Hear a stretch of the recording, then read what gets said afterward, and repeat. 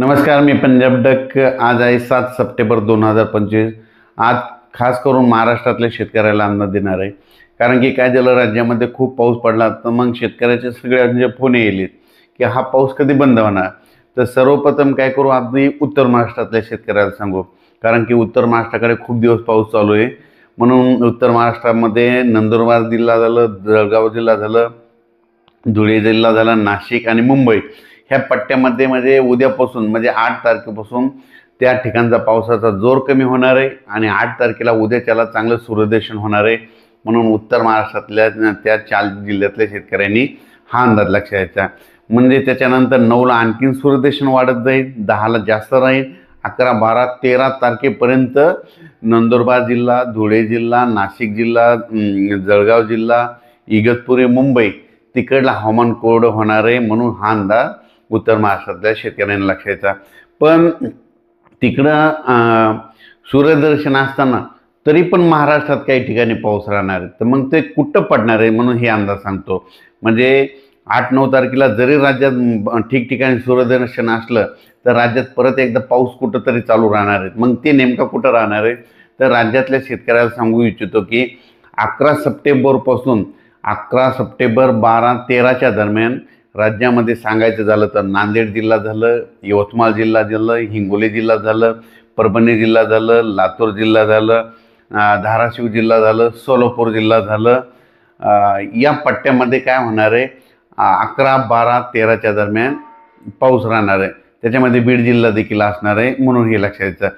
म्हणजे एका भागाकडे ऊन राहील, पण इकडल्या भागामध्ये परत पूर्वेमध्ये दक्षिणेच्या भागामध्ये राज्यामध्ये पाऊस सुरू होणार आहे, म्हणून हा अंदाज लक्षात घ्यायचा। मग त्याच्यानंतर राज्यात मग सर्वत्र पाऊस कधी येणार आहे, मग राज्यातले सर्व शेतकऱ्याला सांगू इच्छितो की राज्यात सर्वत्र पाऊस कधी पडणार आहे। मग आपण आधी सांगितलं होतं की शेतकऱ्यांनो, तुम्ही 13 तारखेच्या आत म्हणजे 13 सप्टेंबरच्या आत तुम्ही शेतीचे कामे करून घ्या। कारण की 14 तारखेपासून राज्यात 14 तारखेपासून ते 20 तारखेपर्यंत राज्यात दररोज वेगवेगळ्या भागात जोराचा पाऊस पडणार आहे। काही ठिकाणी मुसळधार पडणार आहे, कुठं अतिमुसळधार पडणार आहे, कुठं वाहने पडणार आहे, कुठं रिमझिम पडणार आहे। मग हा पाऊस कुठं जास्त पडणार आहे म्हणून ते सांगतो। 14 तारखेच्या नंतर म्हणजे 14 सप्टेंबरपासून ते 20 सप्टेंबरच्या दरम्यान राज्यामध्ये पूर्व विदर्भ, पश्चिम विदर्भ, दक्षिण महाराष्ट्र, उत्तर महाराष्ट्र, कोकणपट्टी, खानदेश, मराठवाडा सगळीकडे पाऊस मध्ये पडत जाणार आहे, म्हणून हे अंदाज लक्षात घ्यायचा। सांगायचं झालं तर हे सप्टेंबर महिना संपूर्ण पावसाचाच राहणार आहे, म्हणून शेतकऱ्यांनी हा अंदाज लक्षात घ्यायचा।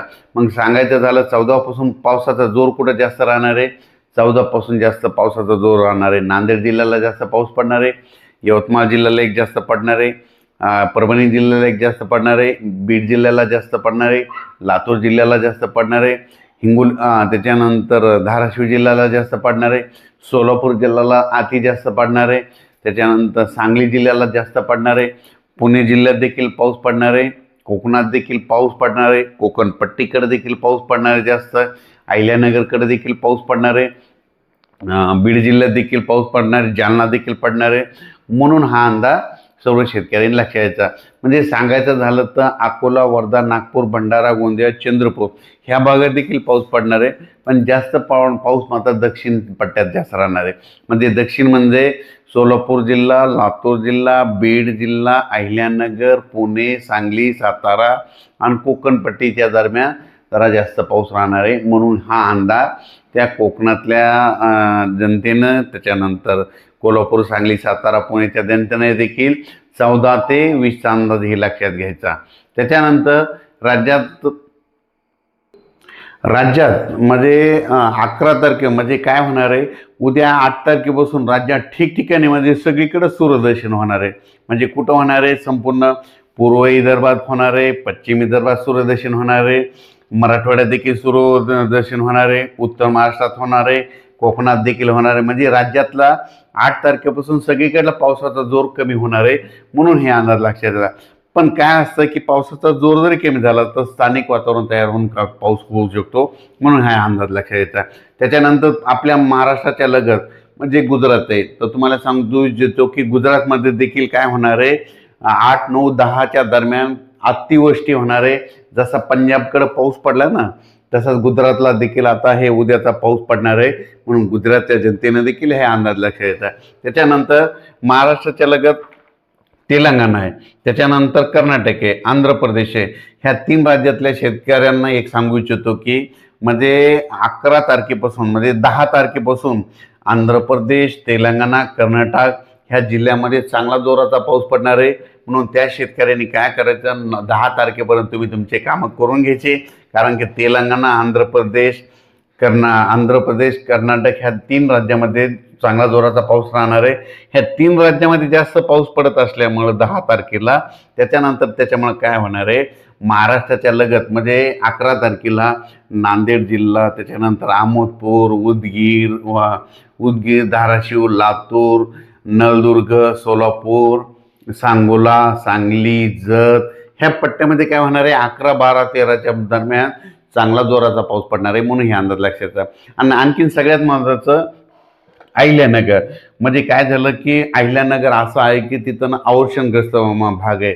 अहिल्यानगरमध्ये कोपरगाव, राहता, शिर्डी, नेवासा, श्रीरामपूर ह्या पट्ट्यामध्ये काय झालं, पावसाळ्यामध्ये पडला, फक्त तिथं पिण्याच्या पाण्याचा प्रश्न आहे. म्हणून त्या अहिल्यानगर करांना खास करून आनंदाची बातमी, मी किती दिवसापासून म्हणतो की तुमच्याकडे परतीचा पाऊस चांगला पडणार आहे. म्हणून अहिल्यानगरच्या शेतकऱ्याला सांगू इच्छितो की तुम्ही काय करा, आता हे परतीचा जे पाऊस येणार आहे 12 तारखेपासून, तर तुमच्या अहिल्यानगरकडं खूप पडणार आहे. म्हणून तुमच्या पिण्याच्या पाण्याचा प्रश्न मिटणार आहे, विहिरीला देखील पाणी येणार आहे. म्हणून हे लक्षात येतं.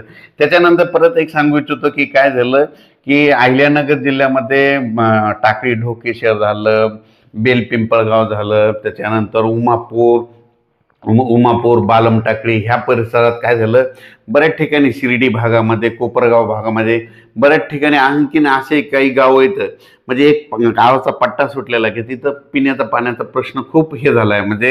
म्हणजे नदीला पूर नाही आलेला, कसलाच नाही. तर त्यांच्यासाठी एक आनंदाची बातमी सांगू इच्छितो की अहिल्यानगरमध्ये 12 तारखेपासून 12 सप्टेंबर, 12, 13, 14 ते 20 तारखेपर्यंत अहिल्यानगरमध्ये हे जे वंचित पट्टा राहिलेला ना, त्या संपूर्ण गावाला पाऊस पडणार आहे. म्हणून हे अंदाज लक्षात घ्यायचा.